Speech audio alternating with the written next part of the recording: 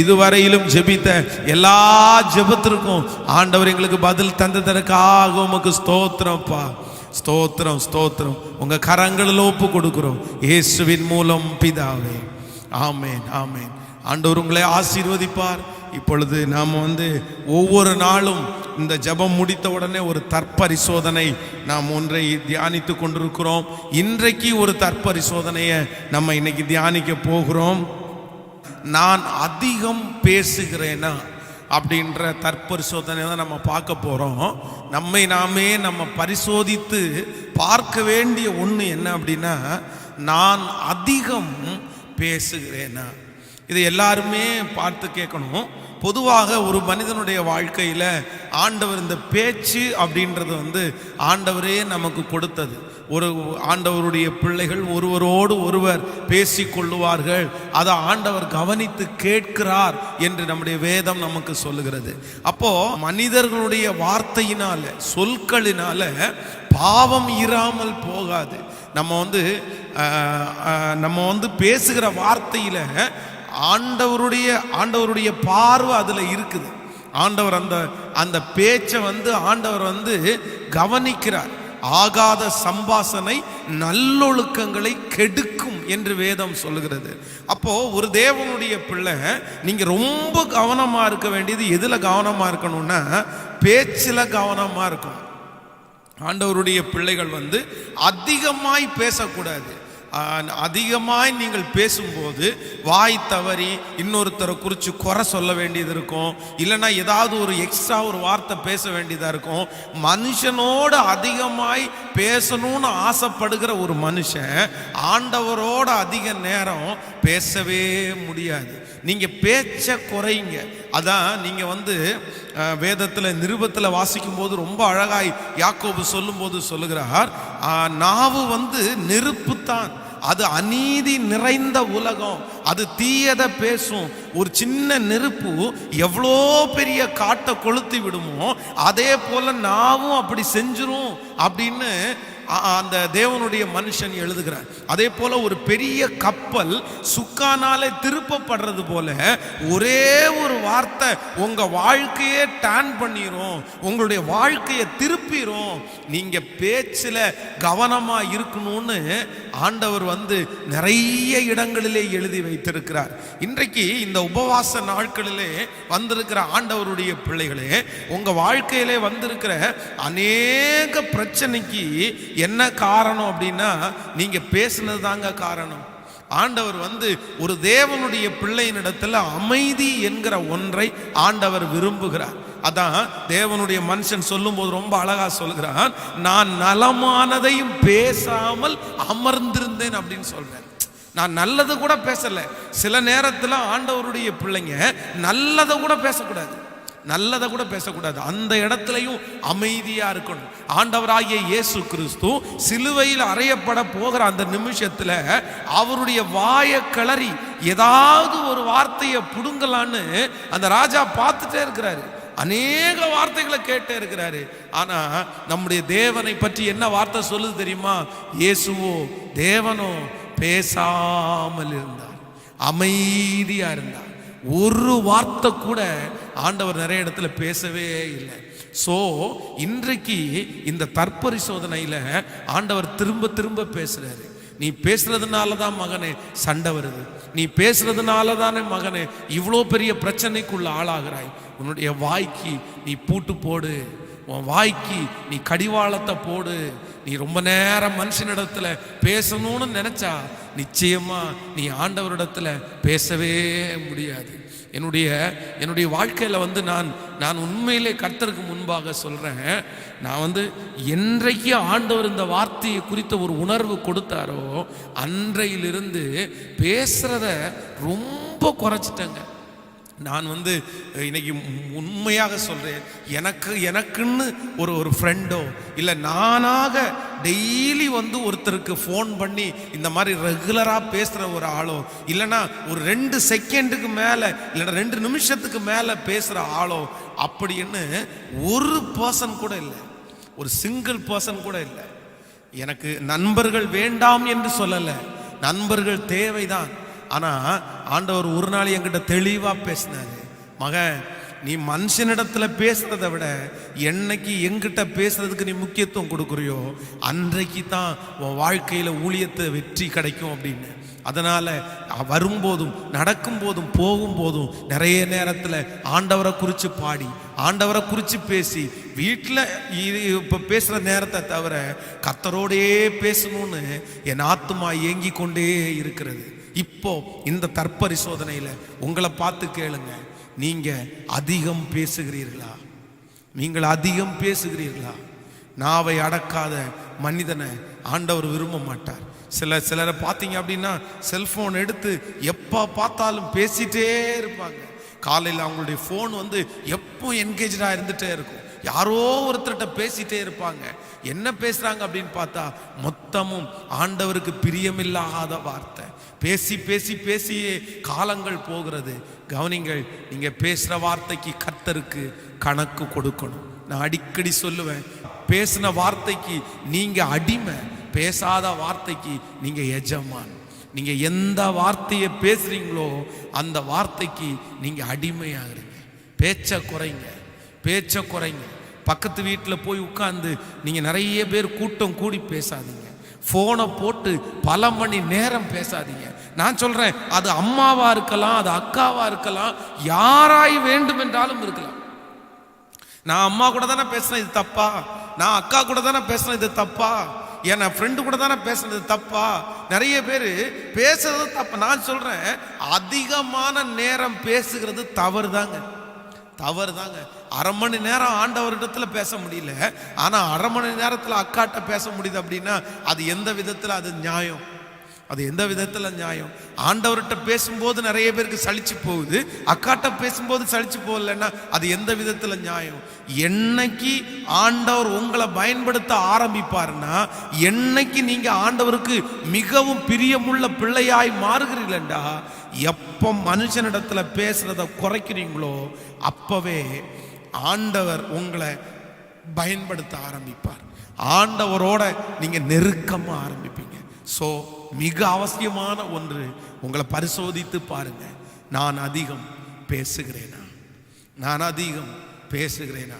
யாரோ ஒருத்தருக்கு ஆண்டவர் இந்த உபவாச ஜபத்தில் இருக்கிறவங்களுக்கு ஆண்டவர் பேசலாம், மகனே நீ ரொம்ப நேரம் பேசுகிறப்பா, வேண்டாம்ப்பா, சண்டையில் தான்ப்பா இது போய் முடியும். அதிகமாய் பேசுகிற அநேகருடைய வாழ்க்கை சண்டையில் தாங்க முடிஞ்சிருக்குது, பிரச்சனையில் தாங்க முடிஞ்சிருக்குது. வேணாம், நீ பேசாத, நீ விட்டுரு. ஏற்ற காலத்தில் கர்த்தர் எல்லாத்தையும் செய்வார். பாருங்க, நான் ஒவ்வொரு திருமணத்திலையும் வந்து இந்த நிச்சயதார்த்தம் வரும்போது செய்தி கொடுக்கும்போது சொல்லுவேன், இப்போ சொல்லுவேன், இந்த பொண்ணு மாப்பிள்ளைக்கு கொடுக்குற ஒரு ஆலோசனையாக சொல்லுவேன், தயவு செய்து 2 பேரும் ஃபோனில் பேசாதீங்கன்னு சொல்லுவேன். ஆனால் கேட்க மாட்டாங்க, நிறைய பேர் கேட்க மாட்டாங்க.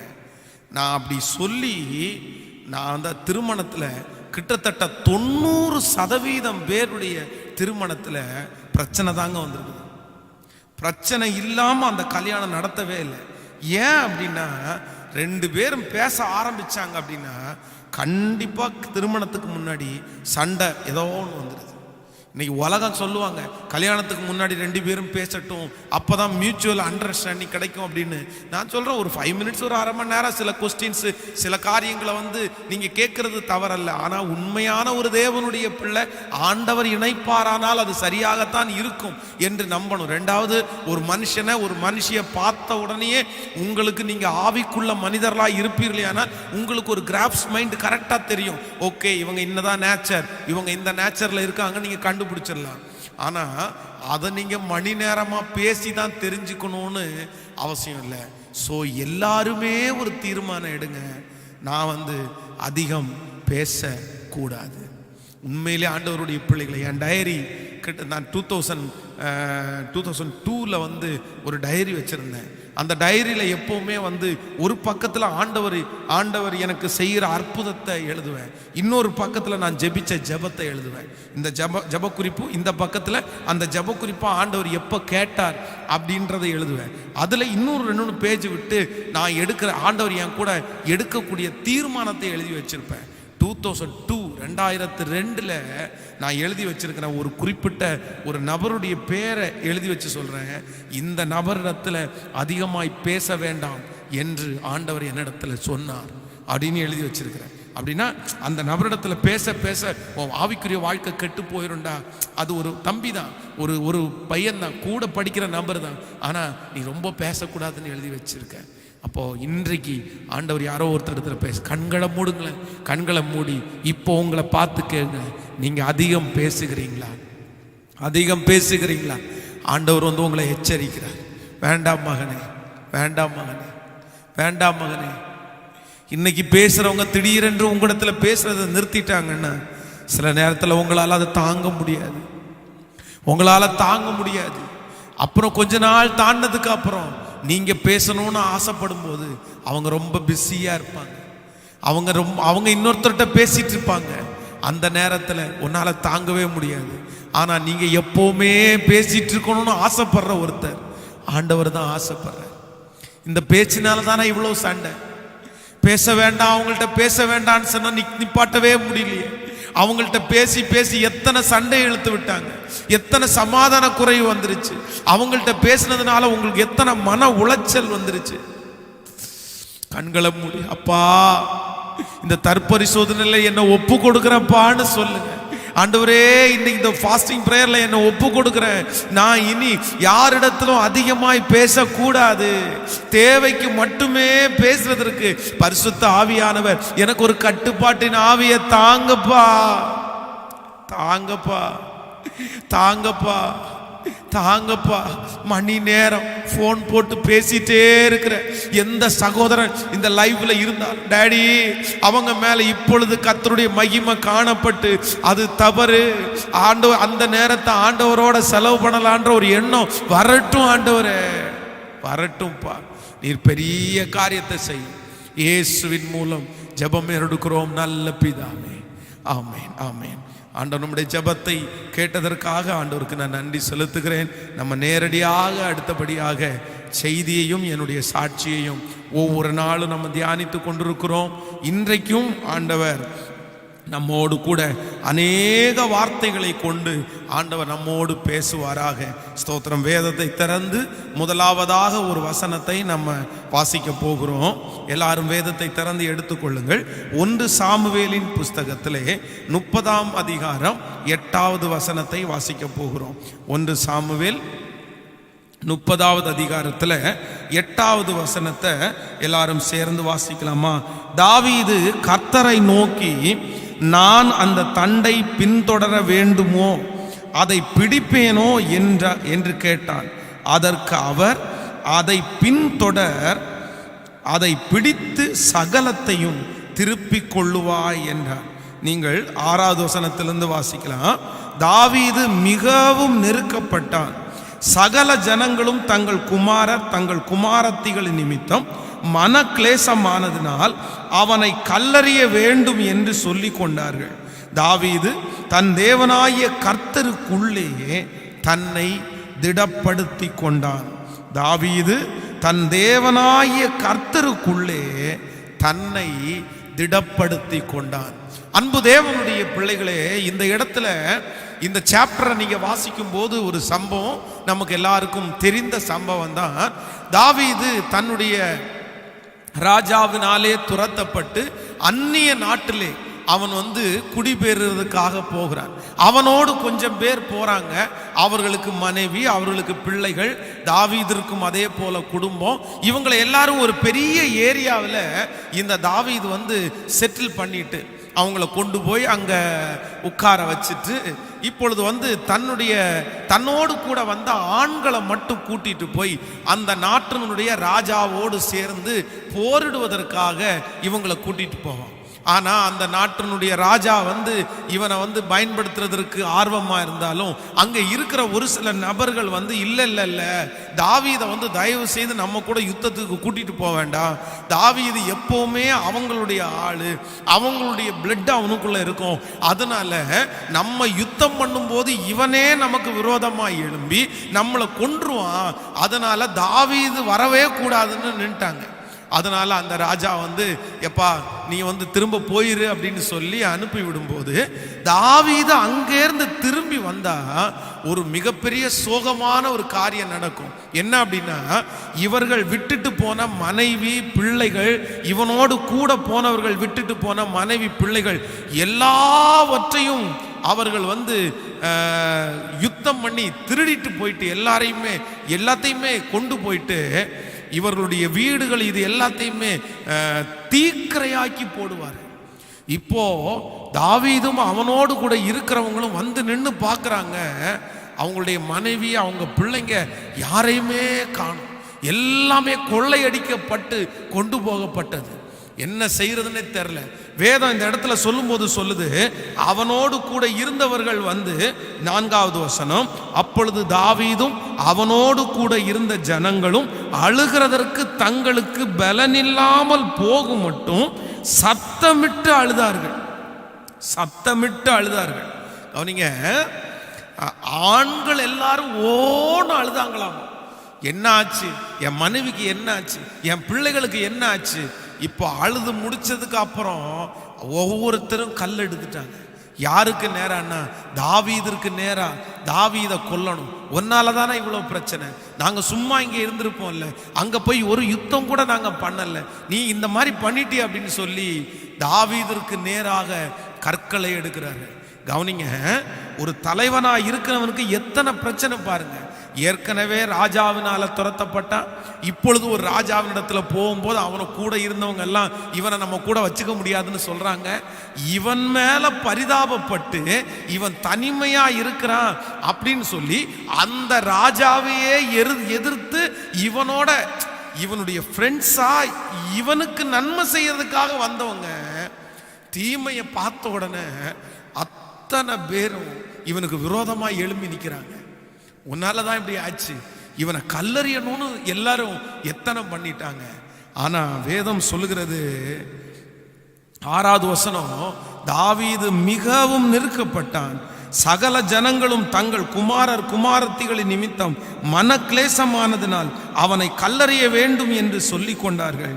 தாவீது தன் தேவனாய கர்த்தருக்குள்ளே தன்னை திடப்படுத்தி கொண்டான்.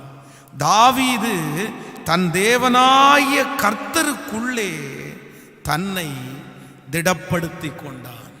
சுற்றி அவ்வளோ பெரிய பிரச்சனை நடக்கும்போது அவனுடைய மனசு ஒன்று மட்டும் சொல்லுது, இல்லை இல்லை இல்லை, எவ்வளோ பேர் என்னை கொல்லுவதற்காக எத்தனித்தாலும் நான் எழும்புவேன், நான் நிற்பேன். அவனுக்குள்ளே ஒரு ஆற்றல் ஒன்று இருக்குது. தாவீது தன்னை திடப்படுத்தி கொண்டான்.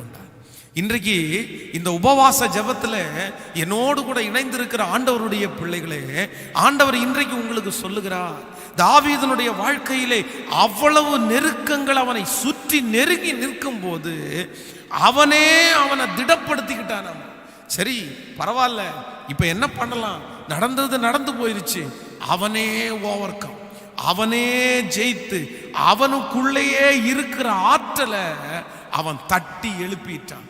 கர்த்தருக்குள் தன்னை திடப்படுத்தி கொண்டான். உங்களை சுற்றி அவ்வளோ பெரிய பிரச்சனை சூழ்ந்திருக்கும் போது இன்னைக்கு இருக்கிற நிறைய பேர் என்ன நினைக்கிறாங்க அப்படின்னா, யாரோ ஒரு நபர் நம்மை ஆறுதல் சொல்லணும்னு நம்ம நினைக்கிறோம். ஐயோ இவங்க கூட ஆறுதல் சொல்லலையே, இவங்க கூட ஆறுதல் சொல்லலையே, இல்லைன்னா என்னை சுற்றி இருக்கிறது எல்லாமே இவ்வளோ பிரச்சனையா இருக்குதே, நான் எங்க எழும்ப போறேன், நான் எங்க எழும்ப போறேன், அவ்வளோதான் போச்சு, நான் இனி எழும்ப மாட்டேன், நான் இனி எழும்ப மாட்டேன்.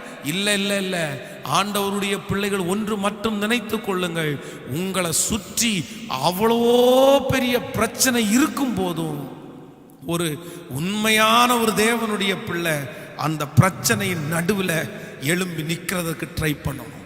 நான் நிற்பேன், நான் ஓடுவேன், தொடர்ந்து நான் கர்த்தருக்காக வாழுவேன். நீங்க யாரோ ஒருத்தர் அப்படிப்பட்ட சூழ்நிலையில் இருக்கலாம், உங்களை சுற்றி அப்படியே கைகளை கொண்டு நெரிக்கிறது போல் இருக்கலாம். ஆண்டவர் சொல்றாரு, ஆதரவு உனக்கு பக்கத்துல வராததுனால, ஆறுதல் உங்களுக்கு வராததுனால, இல்லைன்னா உங்களை பூஸ்ட் பண்றதுக்கு யாருமே இல்லாததுனால, எனக்கு நீ யாருமே இல்லைன்னு நினைக்க வேண்டாம். ஆண்டவர் உங்களுக்குள்ளே அந்த சக்தியை வச்சிருக்கிறாரு. நீங்க உங்களை தட்டி எழுப்பணும், அந்த அக்னி உங்களுக்குள்ள எரிஞ்சிட்டே இருக்கணும். நான் என்னுடைய வாழ்க்கையில் உண்மையிலே மறக்க முடியாத அனுபவம் என்ன அப்படின்னா, இந்த ரொம்ப அதிகமாய் சிக்காய் நான் கோயம்புத்தூரில் அந்த அம்மா அப்பாவுடைய வீட்டில் படுத்த படுக்கையாக இருந்தேன் அப்படின்னு நான் உங்களுக்கு சொன்னேன். இப்போ கொஞ்சம் அப்படியே ரெடி ஆக ஆரம்பிச்சிருச்சு. நான் கொஞ்சம் ஒரு 4 மணி நேரம் தூங்க ஆரம்பித்தேன். அடுத்து ஒரு 6 மணி நேரம் தூங்க ஆரம்பித்தேன். இந்த 4 மணி நேரம் தூங்க ஆரம்பிச்ச அடுத்த நிமிஷத்திலேயே என் மனசு இல்ல, நம்ம உடனே திரும்ப ஊழியத்தை ஆரம்பிக்கணும், திரும்ப உடனே ஊழியத்தை செய்ய ஆரம்பிக்கணும்னு என் மனசு முயற்சி எடுத்துக்கொண்டே இருக்கிறது. அவ்வளோதான். நம்ம இதுவரையிலும் இருந்துட்டோம், இதுவரையிலும் இப்படியே பழகிட்டோம், இவ்வளவு சோகமா இருந்து பழகிட்டோம். கிட்டத்தட்ட 9 மாதங்கள் நம்ம வியாதியினுடைய கொடுமையில் இருந்தோம். இன்னும் ஒரு 2 வருஷம் ரெஸ்ட் எடுக்கலாம், இன்னும் ஒரு 6 மாசம் ரெஸ்ட் எடுக்கலாம், நமக்கு இன்னும் பக்காவா ஃபினிஷ் ஆகலையே, கம்ப்ளீட்டா சரியாகலையே அப்படின்னு என் மனசு நினைக்கவே இல்லை.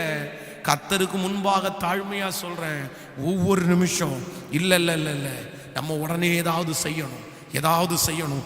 என்னையே நான் திடப்படுத்த ஆரம்பிச்சேன், என்னையே நான் ஒர்க் பண்ண ஆரம்பிச்சேன். அப்பொழுதுதான் நான் தங்கி இருந்த வீட்டில் இருந்த அந்த அம்மா அப்பாவுடைய ஒரு வீடு ரத்தனபுரி என்கிற ஒரு இடத்துல அந்த வீடு கிட்டத்தட்ட 6 மாசமா யாருமே வாடகைக்கு வராம காலியா இருந்துச்சு. அப்போ அவங்கள பார்த்து கேட்டேன், அந்த இடத்துல அந்த வீட்டில் ஒரு ஊழியம் ஆரம்பிக்கலாமா, ஸ்தாபனத்தில் பேசி ஒரு சின்ன வாடகையை உங்களுக்கு வாங்கி தரலாம் அப்படின்னு பேசணும். அப்போ ஸ்தாபனத்தில் இருக்கிற தலைவர்களுக்கு ஃபோன் மூலமாக தொடர்பு கொண்டு இந்த மாதிரி நான் ஒரு நியூ மினிஸ்ட்ரி ஆரம்பிக்கலான்னு நினைக்கிறேன், நீங்கள் எங்களுக்கு இது பண்ண முடியுமா அப்படின்னு ஹெல்ப் பண்ண முடியுமான்னு கேட்ட உடனே அவங்க தாராளமாக நீ ஆரம்பிக்கலாம் அப்படின்னு சொல்லி ரொம்ப என்கரேஜ் பண்ணாங்க. ஆண்டவருடைய ஒரு பெரிய கிருபையினால அந்த 2005ஆவது வருஷத்தில் அந்த ஊழியத்தை ஆரம்பிக்கிறதற்கு ஆண்டவர் பலன் தந்தார். ஆண்டவர் ஆரம்பிக்கிறதற்கு காரியங்கள் எல்லாம் கைகூடி வர பண்ணினார். ஸோ அந்த ஒரு சின்ன வீட்டில் அந்த ஒரே ஒரு ரூமில் வச்சு இதற்கு முன்பாக நான் பெரிய திருச்சபையை நடத்தினேன். அதில் ஒரு 180 பேர் இருந்தாங்க.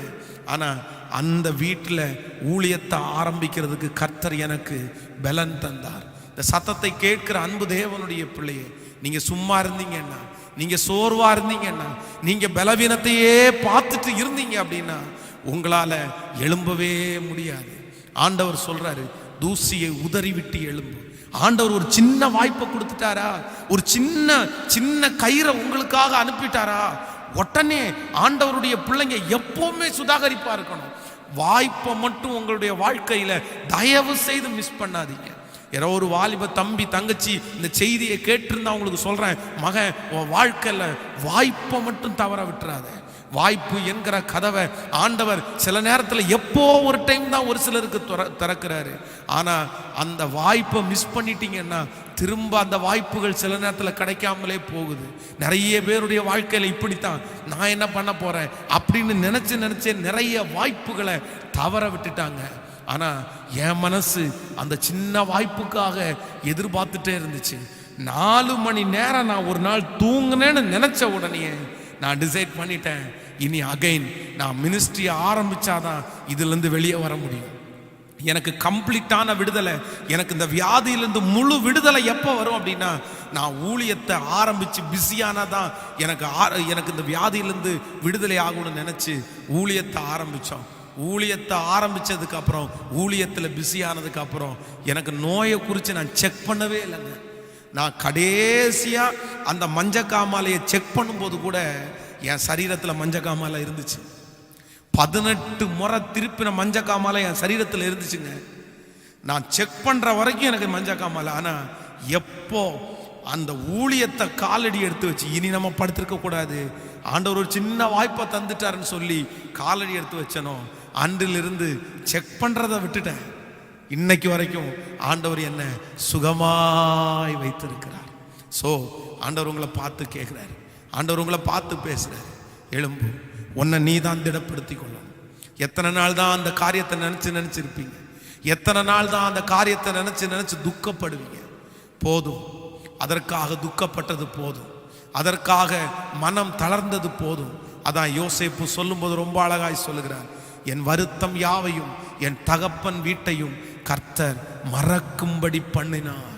கிட்டத்தட்ட 15 ஆண்டுகள் தன்னுடைய மனசுல அப்பா வீட்டை நினைச்சிட்டே இருந்தான்.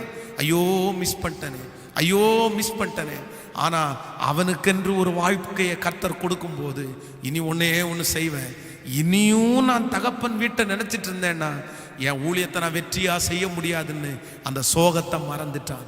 இன்றைக்கு ஆண்டவர் தீர்க்க தரிசனமாய் யாரோ ஒரு சில இடத்துல பேசுகிறார். நீங்க தான் நினைச்சிட்டு இருக்கிறீங்க 15 ஆண்டாய் 20 ஆண்டாய் உங்களால வெளியே வரவே முடியல, வெளியே வரவே முடியல. அப்பா இன்னைக்கு கரத்தை பிடிச்சு சொல்றாரு, எழுந்திரு மகளே, தூசியை உதறி விட்டு எழுந்திரு.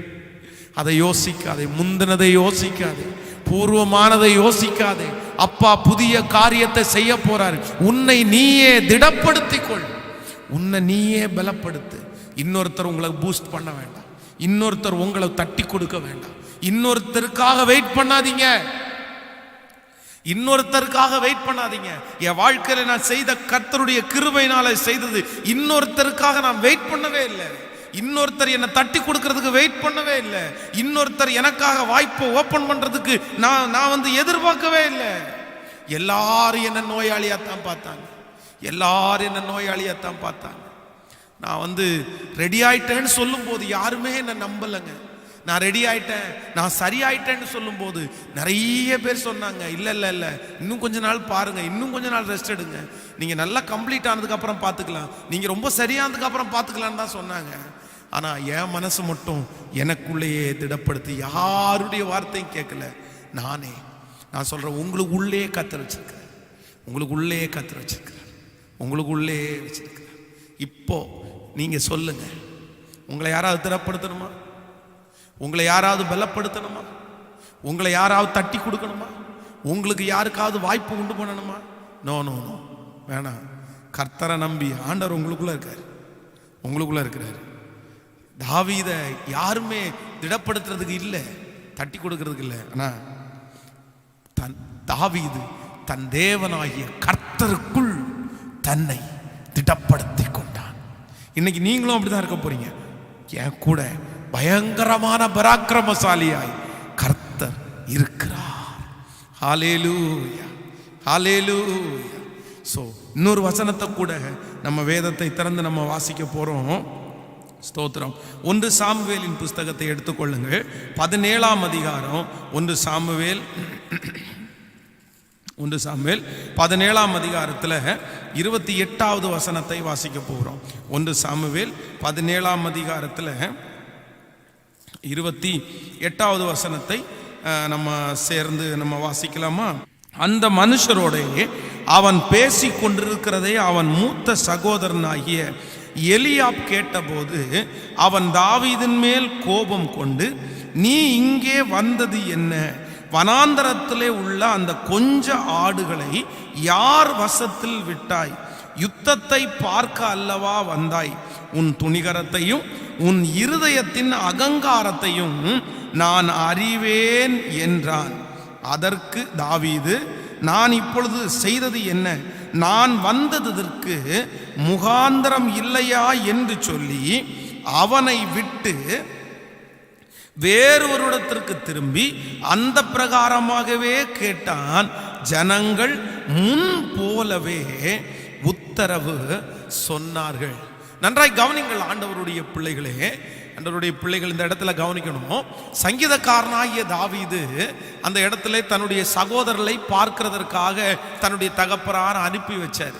உடனே தன்னுடைய சகோதரிடத்திற்கு போறான். அவன் கொண்டு வந்தது எல்லாவற்றையும் கொடுத்துட்டான். அந்த நேரத்தில் கோலியாத் என்கிற அந்த ராட்சதன் நின்று கத்திட்டே இருக்கிறான். யார் இருக்கா, யாராவது ஒருத்தர் வாங்க அப்படின்னு ஆண்டவரை தூசிச்சுட்டே இருக்கிறான். இதனால தாவீதுக்குள்ள ஒரு பெரிய வெறி உண்டாகுது. ஆண்டவரை தூசிக்கிறதுக்கு இவன் யார், ஏன் இவனை இப்படி விட்டு வச்சிருக்கிறாங்க அப்படின்னு சொல்லி இவன் அந்த யுத்தத்தை செய்யறதற்காக எத்தனைப்படும் போது ஏற்கனவே அவனுடைய சகோதரர்கள் எல்லாரும் அந்த படையில இருக்கிறாங்க. அவங்க ஒருத்தர் சொல்ற, எலியாப் சொல்றாரு, நீ உன்னிடத்திலே அந்த வனாந்தரத்திலே உள்ள அந்த கொஞ்ச ஆடுகளை நீர் யார் வசத்தில் விட்டாய்? யுத்தத்தை பார்க்க வல்லவா வந்தாய்?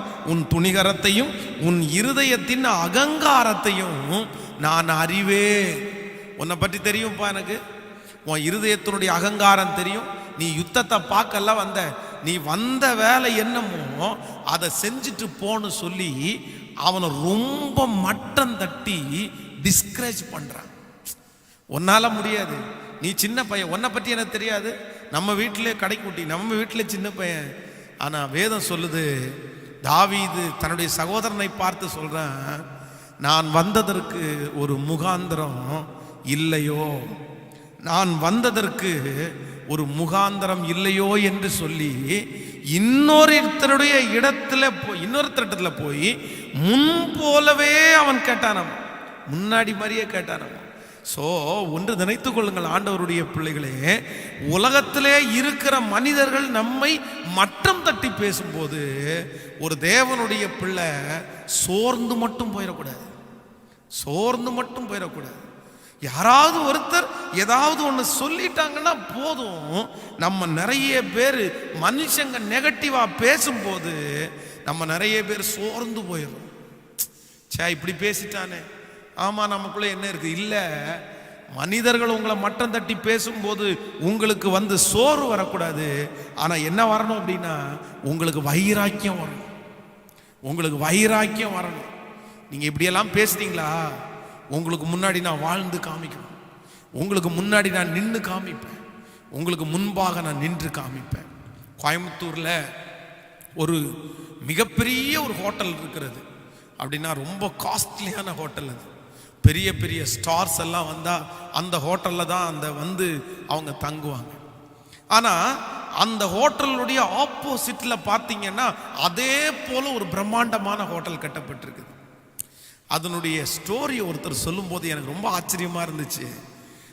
ஒரு நாள் ஒரு இரவில் கொஞ்சம் ஒரு நடுத்தர வயதுள்ள ஒரு மனிதன் அந்த பெரிய ஹோட்டல், காஸ்ட்லியான அந்த ஹோட்டலில் எனக்கு ஒரு ரூம் வேணும்னு கேட்டாராம். ரூம் வேணும்னு கேட்கும்போது அந்த காஸ்ட்லியான அந்த ஹோட்டலில் இருந்த மேனேஜிங் எல்லாம் என்ன பண்ணிட்டாங்களாமா, இவருடைய உடம்புல இவருடைய தோலில் இந்த தோல் அரிப்பு வியாதி ஒன்று இருந்துச்சு. அப்படின்னா இந்த தோலெல்லாம் உறிஞ்சது மாதிரி, அப்படி உங்களை பார்த்தாலே கொஞ்சம் அகோரமாக இருப்பார்.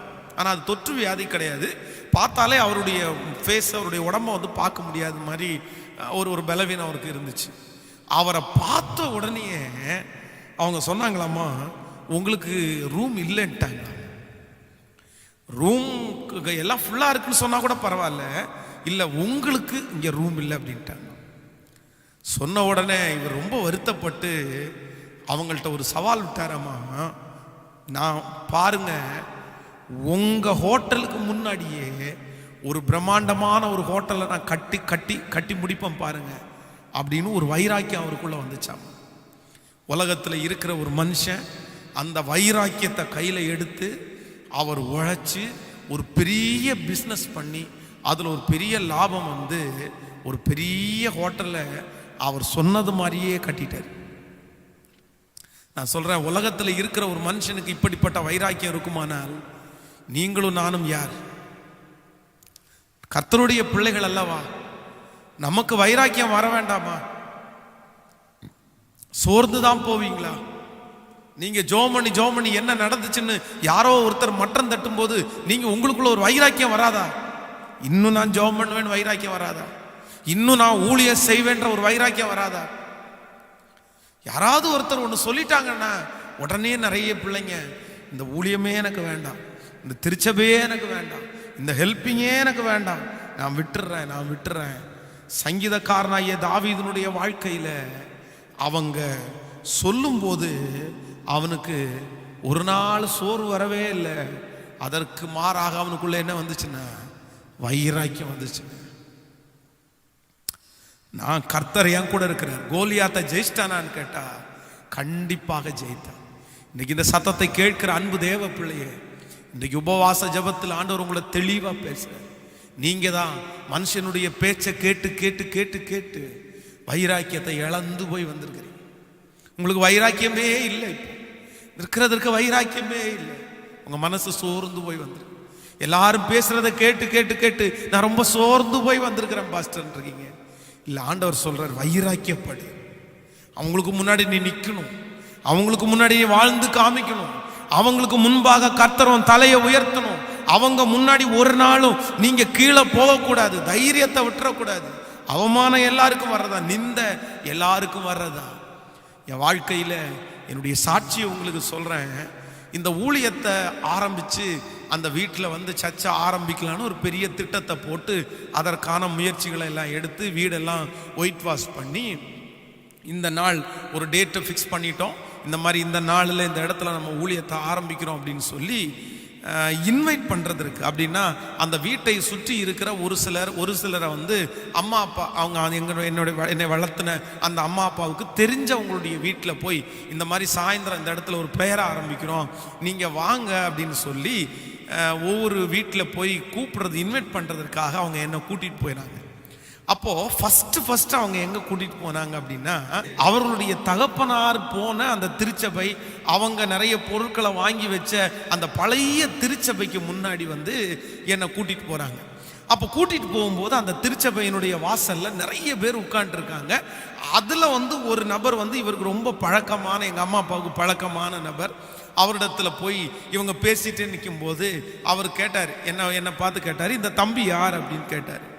கேட்கும்போது இவங்க 2 பேரும் என்ன சொன்னாங்க அப்படின்னா, இந்த மாதிரி பக்கத்தில் எங்கள் வீட்டில் ஒரு சர்ச்சை ஆரம்பிக்க போறாரு, இவங்க தான் அந்த இடத்துல பாஸ்டரு, இவங்க தான் அந்த ஊழியத்தை ஆரம்பிக்க போறாங்கன்னு சொன்ன உடனே அவர் சத்தம் போட்டு சிரிச்சிட்டாரு. என் அப்பாவுடைய பேர் என்ன வெஸ்லி, அவங்க எங்கள் அப்பாவுடைய பேர் வெஸ்லி. என்ன வெஸ்லி நீ சொல்லிட்டு இருக்கிற? அவன் பார்த்தா வயசு பையனை மாதிரி இருக்கிறான், இப்போதான் படிச்சு முடிச்ச பையனை மாதிரி இருக்கிறான், இவன் வந்து ஊழியம் செய்ய போறானாமா அப்படின்னு சொல்லிட்டு என்ன பார்த்து சொன்னாரு, தம்பி ரத்னபுரி நீ நினைக்கிற மாதிரி இடம் இல்லப்பா, வேற எங்கேயாவது போய் ஆரம்பி, ஆட்கள் வருவாங்க. ஆனா இங்க ஆரம்பிச்சாலாம் உனக்கு ஆட்கள் எல்லாம் வரமாட்டாங்க, நீ மட்டும்தான் கொட்டடிச்சிட்டு இருக்கணும் அப்படின்னு எல்லாருக்கும் முன்னாடி வச்சு பேசிட்டாரு. எல்லாருமே சிரிச்சிட்டாங்க. என்னுடைய ஊழியத்தை இந்த கோயம்புத்தூர்ல ஆரம்பிக்கிறதுக்கு முன்பாக என்னை நோக்கி வந்த ஒரு வார்த்தை, ஆட்கள் வரமாட்டாங்க, நீ ரொம்ப சின்ன பையன். அந்த நெகட்டிவான வார்த்தை தாங்க எங்களுக்கு வந்துருச்சு. அவங்க எல்லாம் சிரிச்ச உடனே மனசுக்கு ஒரு மாதிரி கஷ்டமா இருந்துச்சு. உடனே எங்கள் அம்மா அப்பா எல்லாம் அந்த பேச்சை அப்படியே நிப்பாட்டிட்டு சரி சரி சரி நாங்கள் போகிறோம்னு சொல்லி, நீ ஒன்றும் கவலைப்படாதப்பா அப்படின்னு சொல்லிட்டு வெளியே வந்தாங்க. ஆனால் ஆண்டவருடைய சமூகத்தில் போய், நானே கர்த்தருடைய சமூகத்தில் போய், ஆண்டவரே இந்த வார்த்தைக்காக நான் சோர்ந்து போகலப்பா, இந்த வார்த்தைக்காக நான் சோர்ந்து போகல, அழைச்சவர் உண்மை உள்ளவர், என்னை நடத்த உண்மை உள்ளவர், உங்களுக்கு வராத அவமானமாப்பா எனக்கு வந்துருச்சு, உங்க மேல வராத நிந்தையாப்பா எனக்கு வந்துருச்சு, நான் இந்த ஊழியத்தை தொடர்ந்து செய்வேன், வைராக்கியமா செய்வேன், இவங்க கண்களுக்கு முன்பாகவே நான் ஒரு பெரிய ஊழியத்தை செய்யணும். இப்ப பேசின அதே நபர் எங்கிட்ட வந்து ஒரு நாள், பாஸ்டர் எனக்காக ஜெபம் பண்ணுங்கன்னு சொல்ற ஒரு நாள் வரணும்ப்பா அப்படின்னு சொல்லி கர்த்தர் சமூகத்தில் ஜெபிச்சேன். ஒரு மிகப்பெரிய ஆச்சரியம், மறக்கவே முடியாது. கடந்த ஒரு சில ஆண்டுகளுக்கு முன்பாக அந்த நபரை நான் மறக்கவே இல்லை, அந்த நபரை மறக்கவும் முடியாது. ஏன்னா என் ஊழியத்தை துவங்கின ஃபர்ஸ்ட் நாள், துவங்க போற ஃபர்ஸ்ட் வார்த்தை அல்லவா, ஒரு 2-3 வருடங்களுக்கு முன்பாக என் சபையில் நான் அப்படியே ஜெபம் பண்ணிட்டு இருக்கும்போது ஒருத்தர் வந்தார். அவரை பார்த்த உடனே கண்டுபிடிச்சிட்டேன், அவங்க தான். ஐயா உள்ள வாங்க அப்படின்னாங்க. உள்ள வந்தாங்க. அவங்களுக்கு என்ன பேசுனதெல்லாம் மறந்துருச்சு, அன்னைக்கு ஏதோ பேசிட்டாங்க, அப்படி மறந்துருச்சு. மறந்த உடனே என்று சொன்னாங்க, பாஸ்டர் இந்த மாதிரி என் பையனுக்காக ஜெபம் பண்ணணும், எனக்காக ப்ரேயர் பண்ணணும், உங்களை பார்த்து ஒரு ப்ரேயர் பண்ணிட்டு போகலான்னு தான் வந்தேன் அப்படின்னு சொன்னாங்க. ஆண்டவருடைய ஒரு பெரிய கிருபை, அவங்களுக்கு நான் ஜெபித்தபடியே அவங்களுக்கு ஒரு ஜெபம் பண்ணி அவங்களுக்கு ஆறுதல் சொல்லி அவங்கள அனுப்பிட்டேன். அவங்கள அனுப்புனதுக்கு அப்புறம் முழங்கால் படிட்டு ஏசப்பாவை பார்த்து, தேங்க்யூ லார்ட், நன்றி ஆண்டவரே, நன்றி ஆண்டவரே, நீர் எவ்வளவு நல்லவர், நீர் எவ்வளவு நல்லவர். இந்த சத்தத்தை கேட்கிறது என்னுடைய பிள்ளையை உங்களை சோர்வுக்குள்ளாக்குறார்களோ, தாவீதை பேசி பேசி மட்டம் தட்டி யார் சோர்வுக்குள்ள ஆக்கினார்களோ, அவன் சோர்ந்து போகாதனால அந்த கோலியாத்தை ஜெயித்து அவர்களுக்கு முன்பாகவே ஆண்டவரான சாட்சியா நிறுத்தினாரு. நான் நம்புறேன் இன்றைக்கு இந்த ஜெபத்துல இருக்கிற ஆண்டவருடைய பிள்ளைகளே, யார் உங்களை மட்டம் தட்டி பேசினாங்களோ, யார் உங்களை குறைவாய் பேசினாங்களோ, யார் உங்க பிள்ளை அப்படி ரொம்ப அவனால ஒண்ணும் முடியாதுன்னு சொல்லி தரக்குறைவா பேசினாங்களோ, அந்த பிள்ளை மட்டும் தைரியப்படட்டும். அவர்களை கொண்டு கர்த்தர் பெரிய காரியத்தை நிச்சயம் செய்வார். அவர்களுக்கு முன்பாக மட்டம் தட்டின அந்த ஜனங்களுக்கு முன்பாய் சாட்சியாய் நிறுத்துவார்னு நான் நம்புறேன். சாட்சியா நிறுத்துவார்னு நம்புறேன். ஸோ இன்னைக்கு ஒரு காரியத்தை மட்டும் மறந்துடாதீங்க. மனுஷங்க நம்மளை குறித்து ரொம்ப தரக்குறைவாக பேசும்போது ஆண்டவருடைய பிள்ளைங்க ஒரு நாள் என்ன பண்ணிடக்கூடாதுன்னா, நீங்கள் சோர்ந்து மட்டும் போயிடக்கூடாது. ஆனால் அவங்க பேச பேச உங்களுக்குள்ள என்ன வரணும்னா வைராக்கியம் தான் வரும். வைராக்கியம் தான் வரும். ஆண்டவரிடத்தில் கேளுங்க, எனக்கு வைராக்கியத்தை தாங்கப்பா, நான் சோர்ந்து போயிருக்கப்பா, எனக்கு வைராக்கியத்தை தாங்கப்பா. அவங்க சொன்னது மாதிரியே நடக்கலாம், அவங்க சொன்னது மாதிரியே நடக்கலாம். ஆனால் உங்களுக்கு வைராக்கியம் மட்டும் இருந்துச்சுன்னா நீங்கள் தாண்டிடுவீங்க, முதல்ல தாண்டிடுவீங்க. இது ஒருத்தருக்கு 2 பேருக்கு அல்ல, வேதத்தில் இருக்கிற எல்லா பரிசுத்தவான்களும் இந்த பாதையில் தாங்க கடந்து வந்திருக்கிறாங்க. அவங்கள எல்லாருமே மட்டம் தட்டி தாங்க பேசியிருக்காங்க. ஆனால் அவங்க வைராக்கியமாக நின்னாங்க. வைராக்கியமாக நிற்கும் போது அவங்க மட்டும் இல்லை, கர்த்தரும் அவர்களோடு சேர்ந்து நிற்கிறார். ஹல்லேலூயா. கைகளை உயர்த்தி ஒரு ஹல்லேலூயா சொல்லுங்க. ஆமென், ஆமென். இன்னொரு வசனத்தை கூட நான் உங்களுக்கு வாசித்து என்னுடைய சாட்சியை வருஷமா அப்படியே சொல்ல முடியல என்னால். ஏன்னா நிறைய சம்பவங்கள் இருக்கிறதுனால அந்த வருஷங்கள் ஸ்கிப் ஆனாலும் என்னுடைய வாழ்க்கையில் நடந்த சில முக்கியமான இன்சிடெண்ட்டை உங்களுக்கு இந்த 21 டேஸில் பேசி பேசி அதோடு சேர்ந்து வசனத்தையும் பேசி உங்களுக்கு அதை புரிய வைக்கலான்னு தான் நான் முயற்சி எடுத்துகிட்டு இருக்கிறேன். இது உங்களுக்கு ரொம்ப பிரயோஜனமாக இருக்கும் அப்படின்னு நான் நம்புகிறேன். கண்டிப்பாக இந்த பாதையில் ஆண்டவரை நடத்துனதுனால இது நிறைய பேருக்கு இது போய் சேரணுன்றதுக்காக பரிசுத்த ஆவியானுடைய துணையோடு இதை சொல்லிட்டு இருக்கிறேன். நீங்கள் இதை ஜபத்தோட கேளுங்க, உங்கள் வாழ்க்கைக்கு அது பிரயோஜனமாக இருக்கும்னு நான் நம்புகிறேன். வாசிக்கலாம் ஒரு வசனத்தை. மத்தேயு எழுதின சுவிசேஷம் 25ஆம் அதிகாரத்தை எடுத்துக்கொள்ளுங்கள். மத்தேயு எழுதின சுவிசேஷம் 25ஆம் அதிகாரம் 18வது வசனத்தை நம்ம வாசிக்க போகிறோம். 16, 17, 18 3 வசனத்தை வாசிக்கலாமா? 5 தாலந்தை வாங்கினவன் போய் அவைகளை கொண்டு வியாபாரம் பண்ணி வேறு 5 தாலந்தை சம்பாதித்தான். அப்படியே 2 தாலந்தை வாங்கினவனும் வேறு 2 தாலந்தை சம்பாதித்தான். 1 தாலந்தை வாங்கினவனோ போய் நிலத்தை தோண்டி தன் எஜமானனுடைய பணத்தை புதைத்து வைத்தான். வெகு காலம் போன பின்பு அந்த ஊழியக்காரனுடைய எஜமானன் திரும்பி அவரிடத்தில் கணக்கு கேட்டான். அப்பொழுது 5 தாலந்தை வாங்கினவன் வேறு 5 தாலந்தை கொண்டு ஆண்டவனே, 5 தாலந்தை என்னிடத்தில் ஒப்புவித்தீரே, அவைகளை கொண்டு இதோ வேறு 5 தாலந்தை சம்பாதித்தேன் என்றான். அவனுடைய எஜமானன் அவனை நோக்கி, நல்லது, உத்தமமும் உண்மையும் உள்ள ஊழியக்காரனே, கொஞ்சத்திலே உண்மையாயிருந்தாய், அநேகத்தின் மேல் உன்னை அதிகாரியாய் வைப்பேன். கொஞ்சத்தில் உண்மையாயிருந்தாய், அநேகத்தின் மேல் உன்னை அதிகாரியாய் வைப்பேன். கொஞ்சத்தில் உண்மை. ஆண்டவருடைய பிள்ளைகளே, இந்த இடத்துல ஆண்டவர் அந்த ஊழியக்காரனை தட்டி கொடுக்கிறார். தட்டி கொடுக்கும்போது என்ன சொல்றார் அப்படின்னா, உன் கையில நான் ரொம்ப பெருசா கொடுக்கலப்பா, உன் கையில லட்சத்தை தூக்கி கொடுக்கல, உன் கையில கோடியை தூக்கி கொடுக்கல, உன் கையில எதை கொடுத்தேன்னா கொஞ்சமா கொடுத்துட்டு போனேன். என்கிட்ட நிறைய இருக்குது, என்கிட்ட நிறைய ஆசீர்வாதங்கள் இருக்குது, ஆனா எல்லாத்தையுமே உன் கையில கொடுக்காம கொஞ்சத்தை கொடுத்து உன்னை டெஸ்ட் பண்ண. ஆனா அந்த கொஞ்சத்துல நீ என்னவா இருந்த அப்படின்னா, உண்மையாய் நீ இருந்ததுனால உன்னை நான் அநேகத்தின் மேல அதிகாரியாய் வைப்பேன். ஆண்டவருடைய பிள்ளைகளே கவனிங்க, நான் இந்த ஊழியத்தை ஆரம்பித்து அந்த ஃபர்ஸ்ட் டே முதல் நாள் ஒரு ஞாயிற்றுக்கிழமை சாயந்தரம் தான் அந்த சர்ச்சு ஓப்பன் ஆச்சு. அந்த சாயந்தரத்தில் எங்கள் அம்மா அப்பாவுடைய சொந்தக்காரங்க, என்னை வளர்த்தின அம்மா அப்பாவுடைய சொந்தக்காரர்கள், இன்னும் என்னுடைய ஃப்ரெண்ட் சர்க்கிள், என்னுடைய ஸ்தாபனத்திலிருந்து ஒரு சிலர், இப்படி ஆண்டவருடைய பிள்ளைகள் நிறைய பேர் அந்த மாலையில் வந்துட்டாங்க. மாலையில் நாங்கள் அரேஞ்ச் பண்ணியிருந்தா அந்த மொட்டை மாடி ஃபுல்லாக அப்படி நிறைஞ்சிருச்சு. அதுதான் ஃபஸ்ட்டு துவக்கம். எல்லாரும் முடிச்சுட்டு அப்போது பாஸ்டர் அனௌன்ஸ் பண்ணுறாரு, இனி வருகிற வாரம் சண்டே முதற்கொண்டு இங்கே ஞாயிற்றுக்கிழமை ஆராதனை காலையில் 8 மணிக்கு கீழே ரூமில் வச்சு நடைபெறும். பாஸ்டர் இங்கே பாஸ்டராக இருக்கார் அப்படின்னு சொல்கிறாரு.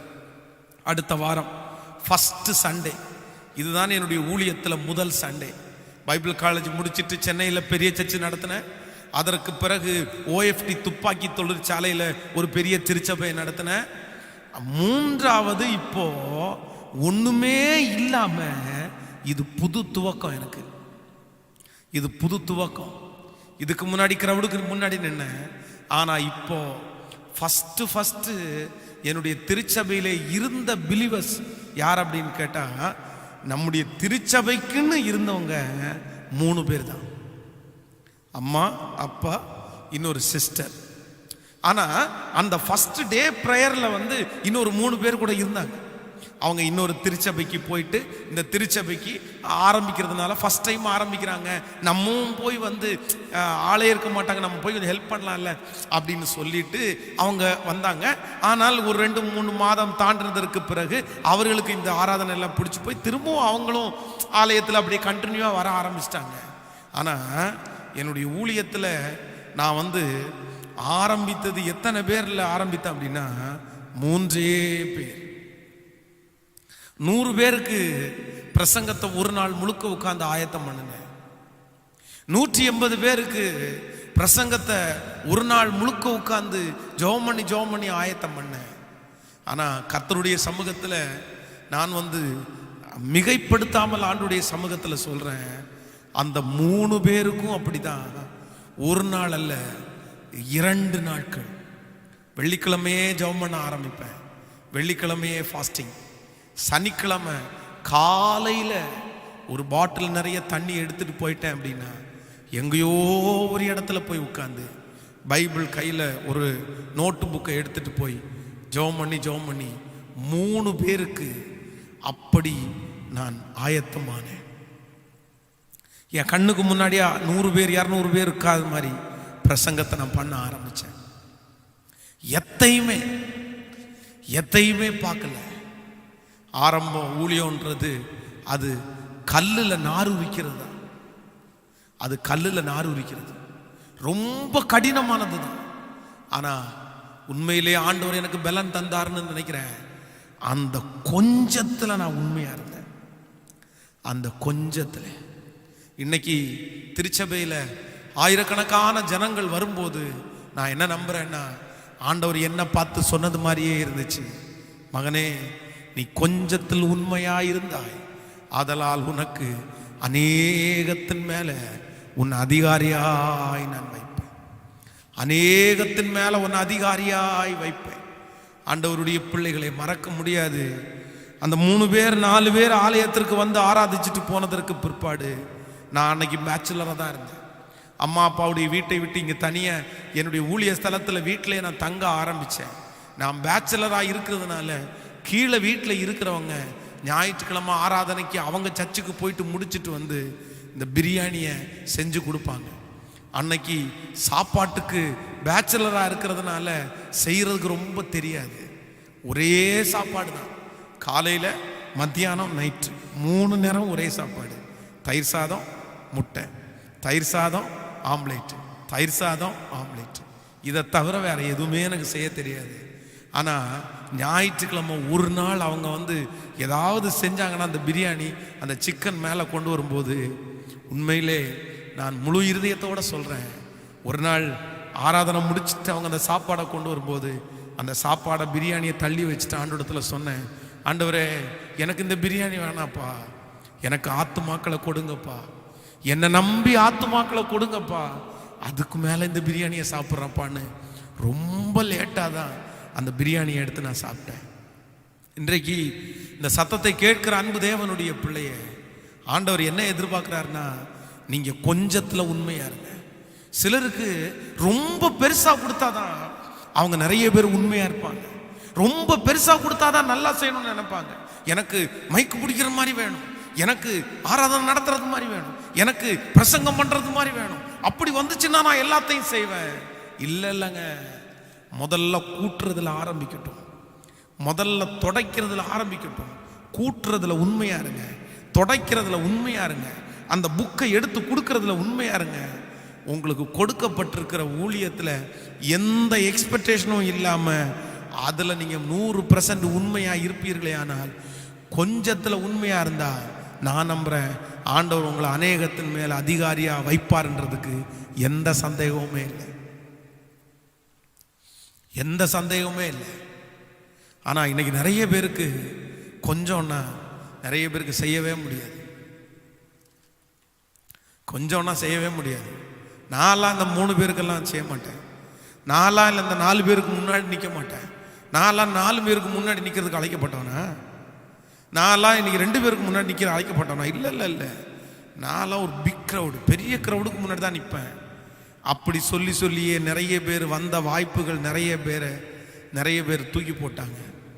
நான் சொல்கிறேன், ஆண்டவருடைய பிள்ளைகளே, ஆண்டவருடைய துவக்கம் எப்பவுமே சின்னதில் தாங்க ஆரம்பிக்குது. அற்பமான ஆரம்பத்தின் நாளை யார் அசட்டை பண்ண முடியும்?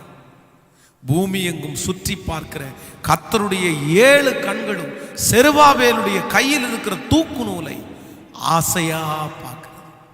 ஆண்டவர் எப்போ கொடுத்தாலும் சின்னதுல இருந்து தான் ஸ்டார்டிங், கொஞ்சமாக தான், அப்படியே படிப்படியாய்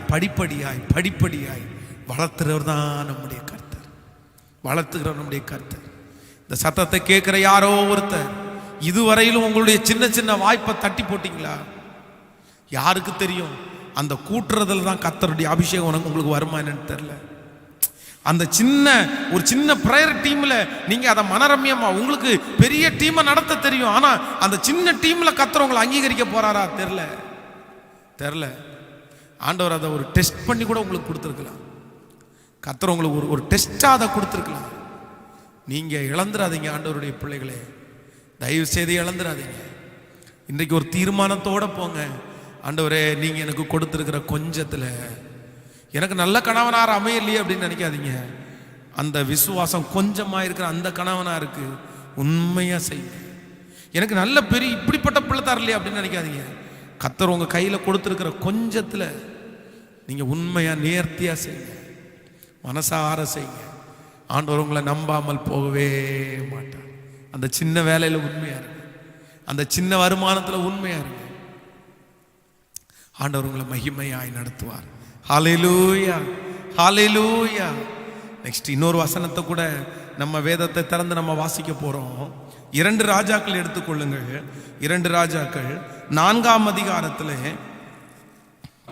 7வது வசனத்தை நம்ம வாசிக்க போறோம். 4ஆம் அதிகாரத்தில் 7வது வசனத்தை வாசிக்கலாம். அவள் போய் தேவனுடைய மனுஷனுக்கு அதை அறிவித்தாள்.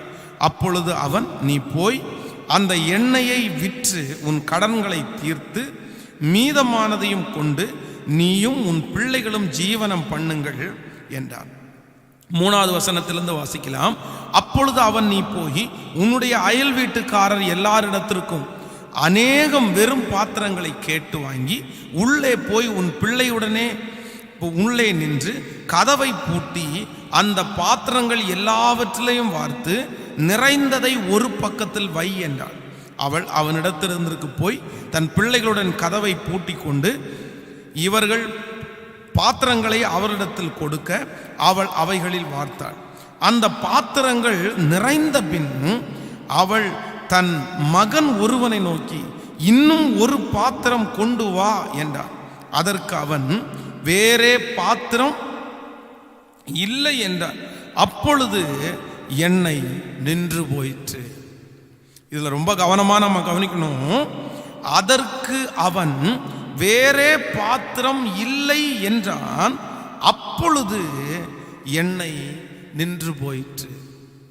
வேறே பாத்திரம் இல்லை என்று சொன்ன உடனே என்ன நின்றுச்சாமோ? எண்ணெய் நின்றுச்சு. நன்றா கவனிங்க ஆண்டவருடைய பிள்ளைகளே.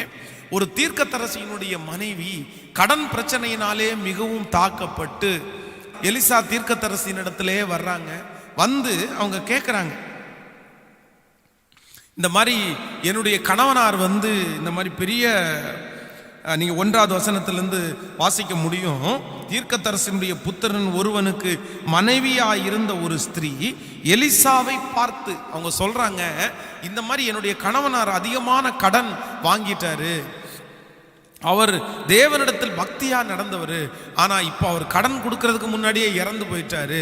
என்னுடைய பிள்ளைகளை அந்த கடன் கொடுத்தவங்க எல்லாம் என் பிள்ளைய விலைக்கு வாங்க கேட்குறாங்க, நான் என்ன பண்றதுன்னே தெரியலன்னு தீர்க்கதரிசி இடத்துல வரும்போது தீர்க்கதரிசி கேட்குறாரு, சரிப்பா உன்னிடத்துல, சரிம்மா உன்னிடத்துல என்ன இருக்கு அப்படின்னு கேட்கும்போது, கொஞ்சம் எண்ணெய் மட்டும்தான் இருக்குது அப்படின்றாங்க. சரி, ஓகே, ஒன்றும் பிரச்சனை இல்லை. நீ வீட்டுக்குள்ளே போய் பக்கத்தில் இருக்கிறவங்க எல்லா இடத்துலையும் நிறைய வெறும் பாத்திரத்தை நீ வாங்கி வீட்டுக்குள்ளே போய் உன்னுடைய பிள்ளையுடன் உள்ளே நின்று கதவை பூட்டி நீங்க இருக்கிற எண்ணெயை அந்த வெறும் பாத்திரத்தை எல்லாம் ஊற்றிடு அப்படின்னு சொன்ன. அதே போல இந்த அம்மா வீட்டுக்குள்ள போனாங்க. எத்தனை இடத்துல பாத்திரம் வாங்கினாங்கன்னு இங்க சொல்லப்படலை. அந்த பாத்திரத்துல எல்லாம் அவங்க ஊத்துறாங்க. ஆனா இப்ப பிள்ளைய பார்த்து கேட்குறாங்க, எப்பா வேற பாத்திரம் கொண்டு வா அப்படின்னு கேட்குறாங்க. பையன் சொல்றான், பாத்திரம் இல்லைம்மா அப்படின்னு. உடனே அடுத்த நிமிஷத்துல வேதம் சொல்லுது, எண்ணெய் நின்று போயிட்டு. இதுல ஒரு நல்ல சத்தியத்தை உணரணும். தீர்க்கதரிசி சொல்லும் போதே அந்த அம்மாட்ட என்ன சொல்றாரு அப்படின்னா, நீ உன்னுடைய அயல் வீட்டுக்காரர் எல்லாரிடத்திலும் அநேகம் வெறும் பாத்திரங்களை கேட்டு வாங்கி. அநேகம் சொல்லும் போதே சொல்லி அனுப்புறாரு, நீ கொஞ்சம் பாத்திரத்தை வாங்காத, உன் வீட்டுக்கு பக்கத்தில் இருக்கிற எல்லாருடைய பாத்திரத்தையும் வாங்கிருங்கன்ற. ஏன்னா தீர்க்கதரிசிக்கு தெரியும் பாத்திரம் இல்லைன்னா என்ன நிறைஞ்சிரும் அப்படின்னு. பாத்திரம் எப்போ இல்லையோ அப்பமே எண்ணெய் நின்று போயிருச்சு. இந்த வசனத்தை நீங்க ரொம்ப கவனமாய் ஆண்டவருடைய பிள்ளைகள் கவனிக்க வேண்டும். நீங்க எப்போ ஆண்டவருடைய பிள்ளை, ஒரு தேவனுடைய பிள்ளை போதும்னு நீங்க நினைக்கிறீங்களோ அப்பவே உங்க ஆசீர்வாதம் ஒரு முற்றுப்புள்ளி வந்துருச்சு. தீர்க்கதரிசி சொல்றாருல, போதும் கர்த்தாவே என்னை எடுத்துக்கொள்ளும், என் பிதாக்களை பார்க்கிறோம், நான் நல்லவன் அல்ல சொன்ன உடனே ஓகேப்பா, அடுத்த ஊழியக்காரர் ரெடி ஆயிட்டாரு. நீங்க சாகிற வரைக்கும் நான் வளர்ந்துட்டே இருக்கணும்ன்ற அந்த எண்ணத்துல ஓடுங்க. நீங்க சாகிற வரைக்கும் ஓடிட்டே இருப்பீங்க. நிறைய பேருக்கு இடையில திருப்தி வந்துருது. அபிஷேகத்துல, வரங்களில், கிருபைகளில், ஜபத்துல திருப்தி வந்துருது. ஆசீர்வாதத்துல போதும் போதும். எனக்கு அதான் சிலர் சொல்லுவாங்க, எனக்கு இந்த மாதிரி செட்டில் ஆனா போதும். எனக்கு வேதனையா இருக்கும் சிலர் சொல்றதை பார்த்தா. எனக்கு இந்த மாதிரி ஒன்று, இந்த மாதிரி ஒரு காரு, இந்த மாதிரி ஒரு வீடு. நான் சொல்றேன், போதும் என்கிற மனதுடனே கூடிய தெய்வ பக்தியே மிகுந்த ஆதாயம். ஆசீர்வாதங்கள் எல்லாம் உங்களுக்கு வரும்போது அதை நீங்க போதும்னு நினைக்கிறது தப்பு இல்லை. ஆனா ஒண்ணு, உங்களுடைய ஓட்டம், உங்களுடைய வளர்ச்சி, உங்களுடைய ஊழியத்தை போதும்னு நீங்க நினைக்காதீங்க. சாகர வரைக்கும் நான் ஓடிட்டே இருக்கணும்னு ஆண்டவரேன்னு நினைங்க. நீங்க எப்போ அந்த வாஞ்ச உங்களுக்கு குறைதோ அப்பவே உங்களுடைய ஆசீர்வாதம் நின்றும். அதான் நான் அடிக்கடி சொல்லுவேன் ஆண்டவருடைய பிள்ளைகளுக்கு, வாஞ்சையின் அளவுதான் வரங்களின் அளவு. வாஞ்சையின் அளவுதான் வரங்களின் அளவு. மறக்க முடியாத ஒரு சம்பவம். நான் இந்த ஆராதனையை தொடர்ந்து மனரம்யமாய் நடத்தி கொண்டே இருக்கிறேன். மனரம்யமாக நடத்திட்டே இருக்கிறேன். ஒரு வீட்டில், அந்த ரூமில் வச்சு தான் நடத்திட்டு இருக்கிறேன். ஆனால் நான் குடியிருந்தேன், நான் ஆராதனை நடத்தினேன். வீட்டுக்கு பக்கத்தில் அந்த இடம் ஒரு 5.5 சென்ட் இடத்துல வீடு கட்டியிருக்காங்க. அதுக்கு பக்கத்தில் ஒரு சின்ன லேண்டை மட்டும் ஃப்ரீயாக விட்டுருக்காங்க. அதனுடைய சைஸ் ஒரு 14 அடி அகலம், ஒரு 31 அடி நீளம். அவ்வளோதான். இன்னைக்கு இருக்கிற இந்த பலிபீடத்தினுடைய அளவு கூட இருக்காதுன்னு நினைக்கிறேன். இந்த அளவு தான் இருக்கும், இதை விட கொஞ்சம் கம்மியாக இருக்கும். 14 அடி அகலம், 32 அடி, 32 அடி நீளம் இருக்குது. அந்த வீட்டில் உள்ள மொட்டை மாடியில் போய் நின்று அந்த இடத்த பார்த்தா அப்படியே தெரியும். உண்மையிலே ஆண்டவருடைய பிள்ளைகளே, இரவில் மொட்டை மாடிக்கு மேலே போய் நின்று கையை அந்த இடத்துல நீட்டி அழுது ஜெபம் பண்ணுவேன். ஆண்டவரே, பெரிய திருச்சபையை இப்போதைக்கு நான் கேட்கறதுக்கு என்னிடத்துல ஒன்றும் இல்லை. ஆனால் இந்த சின்ன திருச்சபைக்கு நம்புங்கப்பா. இந்த ஒரு சின்ன இடத்துல ஒரு சர்ச்சு நான் கட்டணும் ஆண்டவரே. ஒரு ஆலயத்தை இந்த இடத்துல கட்டணும்ப்பா. இந்த இடத்துல நூற்றுக்கணக்கான ஜனங்கள் வரணும் ஆண்டவரே. இந்த இடத்துல ஆலயத்தை கட்டுறதற்கு ஒரு உதவியை பண்ணுங்கப்பா, ஒரு ஹெல்ப் பண்ணுங்கப்பா, ஒரு உதவி செய்யுங்கப்பான்னு ஆண்டவரிடத்துல கெஞ்சிட்டே இருப்பேன். திடீரென்று ஒரு நாள் சண்டே ஆராதனை நடந்துட்டு இருக்குது. அன்னைக்கு நம்முடைய திருச்சபையில் வந்த ஒரு சிஸ்டர் அவங்களுடைய ரிலேட்டிவ் ஒரு குடும்பத்தை அப்படியே கூட்டிட்டு வந்தாங்க. அவங்க குடும்பத்திலே 4 பேர், அவங்க அம்மா அப்பா 2 பிள்ளைங்க. எனக்கு பயங்கரமான சந்தோஷம். பழைய அந்த 3 பேர் இருக்கிற இடத்துல இல்லை 4 பேர் இருக்கிற இடத்துல எக்ஸ்ட்ரா ஒரு 4 பேர் வந்துட்டாங்கன்னா அவ்வளோ மகிழ்ச்சி. அன்னைக்கு ரொம்ப சந்தோஷமா அந்த ஆராதனை நடத்தி கொண்டே இருக்கிறேன். அன்றைக்கு கோபத்தை குறித்து நான் பிரசங்கம் பண்ணேன்.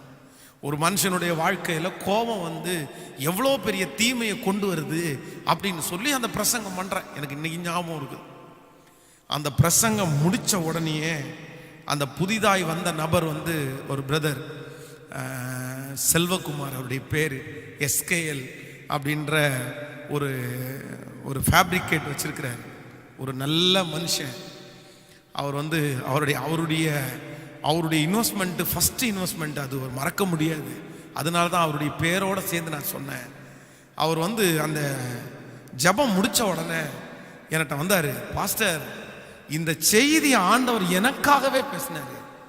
நான் தான் ரொம்ப கோவப்பட்டு ஏற்கனவே நிறைய இழந்துட்டேன், இப்போ நான் இழந்துட்டு தான் இருக்கிறேன். இந்த வார்த்தை 100க்கு 100 உண்மை. என்னோட கர்த்தர் பேசிட்டாரு.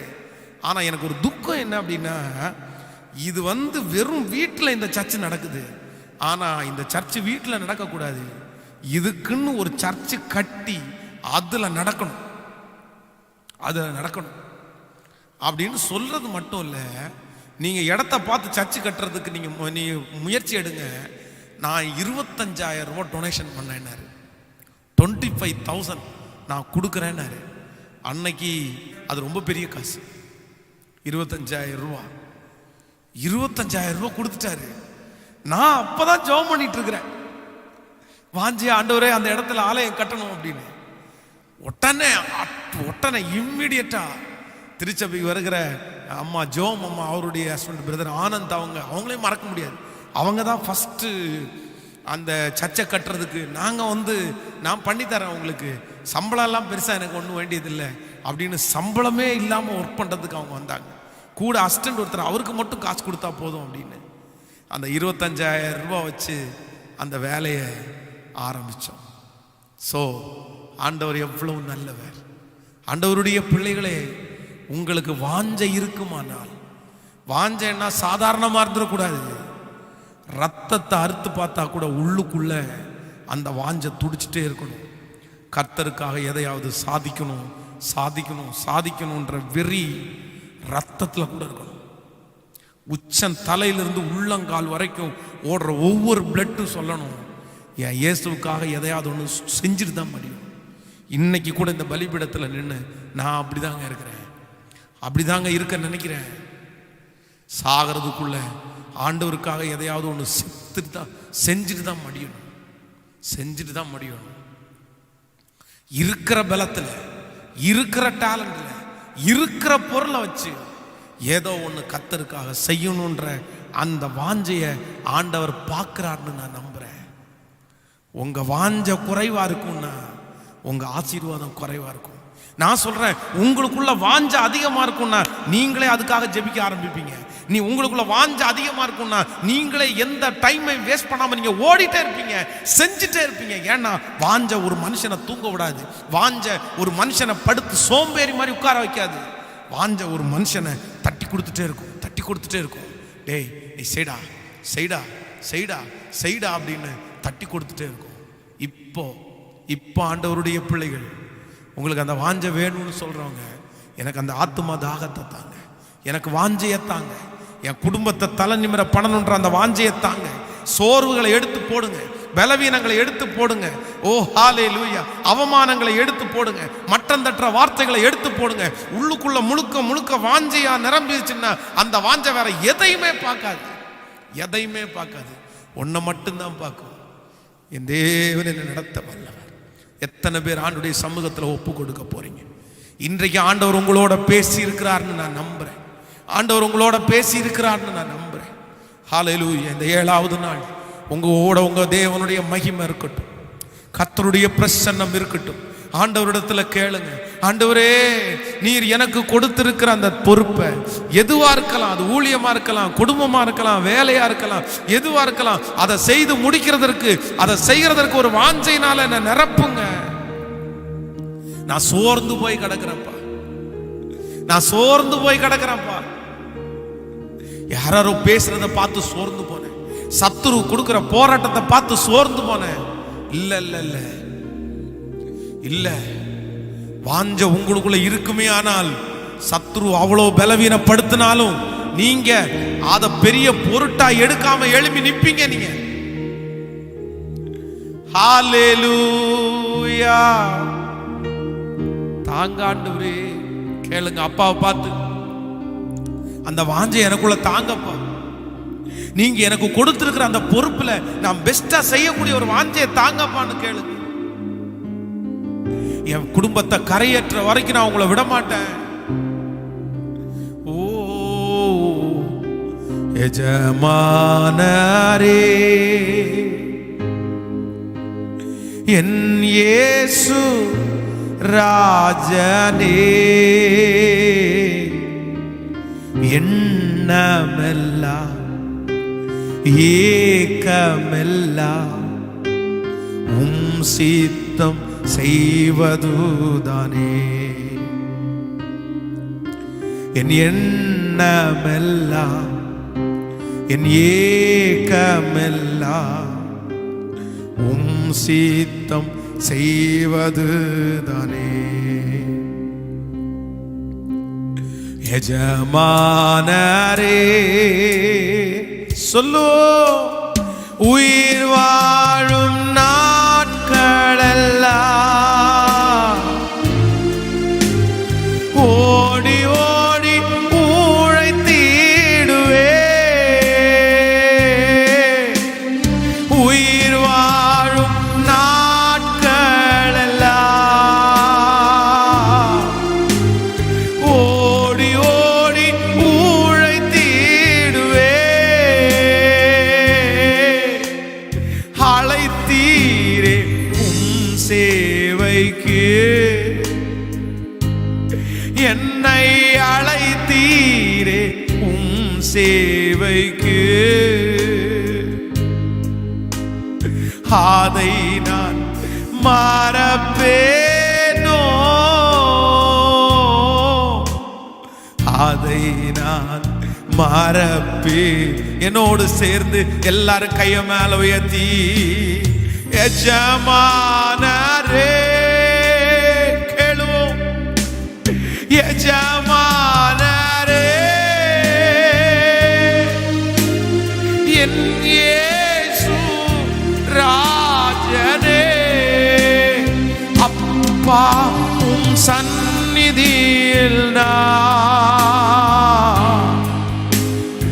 அகமகிழ்ந்து களி கூறுவே.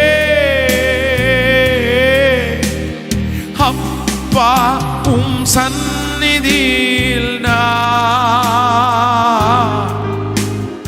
அகமகிழ்ந்து களி கூறுவே. எப்போது உம்மை காண்பே, எப்போது உம்மை காண்பே ஐயா, எப்போது உம்மை காண்பே. ஏங்குதையா என் இதயம், ஏங்குதையா என் இதயம், ஏங்குதையா என் இதயம். இப்ப சொல்லு, எஜமானரே எஜமானரே என் இயேசு ராஜனே, எண்ணமெல்லாம் ஏக்கமெல்லாம் உம் சித்தம் செய். இந்த ஜபத்தில் இருக்கிற ஒவ்வொருவருக்காய் இந்த 7வது நாள் உங்களுடைய மகிமை எங்களை நிரப்பி கொண்டிருக்கிறதற்காக ஸ்தோத்திரம். தேவனே, இப்பொழுது உம்முடைய மகிமையினால் இறங்கி வாரும். இந்த 7வது நாள் ஒவ்வொரு பிள்ளைகளையும் ஆசீர்வதிக்க வாருமப்பா, வாருமப்பா, வாருமப்பா, வாருமப்பா. நன்றி ஆண்டவரே, ஹalleluya. இன்றைக்கு இந்த 7வது நாள் உபவாச ஜெபத்தை முடிக்கும் போதே ஒரு பெரிய மகிமை அவருடைய தலையின் மேல் வைக்கப்படுவதாக, அவர்கள் ஜெபங்கள் கேட்கப்படுவதாக. யார் யார் எத்தனை ஜெப குறிப்புகளை அனுப்பினார்களோ, அப்பா அனுப்பி கொண்டிருக்கிறார்களோ, அவங்க ஒவ்வொருத்தருக்காக திறப்புல நிக்கிறேன். அந்த ஜெப விண்ணப்பத்திற்கு பதில் தாங்கப்பா. என் பிரதரை நினைங்க, என் சிஸ்டரை நினைங்கப்பா, என் பிள்ளைய நினைங்கப்பா. இந்த ஜெபம் முடிக்கிறதுக்குள்ள ஒரு அற்புதம் அவங்களுக்கு கடந்து வரட்டும். அந்த ஜெப குறிப்புகளாய் அல்ல, சாட்சியின் குறிப்புகளாய் மாறட்டும் ஆண்டவரே. சாட்சியின் குறிப்புகளா மாறட்டும். அவங்களுக்குள்ள ஒரு வாஞ்ச தட்டி எழுப்பப்படட்டும். கர்த்தருக்காக செய்யணும், என் கையில கொடுக்கப்பட்டிருக்கிற பொறுப்பை செய்யணும்ன்ற அந்த வாஞ்ச ஆண்டவரே தட்டி எழுப்பப்படட்டும் சாமி. நன்றி தகப்பனே. தொடர்ந்து ஆண்டவரே இந்த ஜெபத்தை ஆசீர்வதித்து 21 நாட்களும் முடிகிற வரைக்கும் உங்க மகிமையினால நிரப்புவீராக ராஜா. நன்றி அப்பா. இந்த வாரம் ஒரு வாரம் முழுக்க வெற்றியாய் முடிக்கிறதற்கு நீர் கொடுத்த பலனுக்காய் ஸ்தோத்திரம், ஸ்தோத்திரம். எல்லாவற்றுக்காக ஸ்தோத்திரம். இதற்காய் உழைத்த தம்பிங்க ஒவ்வொரு வரையும் நீங்க ஆசீர்வதிக்க போகிறதற்காய் ஸ்தோத்திரம். நன்றி அப்பா. உங்க திரு சமூகத்துல ஒப்பு கொடுக்கிறோம். நீர் கூட இரும். இயேசுவின் மூலம் ஜெபம் ஏறெடுக்கிறோம் நல்ல பிதாவே. என் ஆத்துமாவே கர்த்தரை ஸ்தோத்திரி, என் முழு உள்ளமே பரிசுத்த நாமத்தை ஸ்தோத்திரி. என் ஆத்துமாவே கர்த்தரை ஸ்தோத்திரி. கர்த்தர் செய்த சகல உபகாரங்களையும் மறவாதே. நம்முடைய ஆண்டவராகிய இயேசு கிறிஸ்துவின் கிருபை, பிதாவாகிய தேவனுடைய அன்பு, பரிசுத்த ஆவியானுடைய அந்யோன்ய ஐக்கியம் நம்மனோடும் இன்றும் என்றும் சதா காலம் கூட இருப்பதாக. ஆமேன். ஹல்லேலூயா, ஹல்லேலூயா.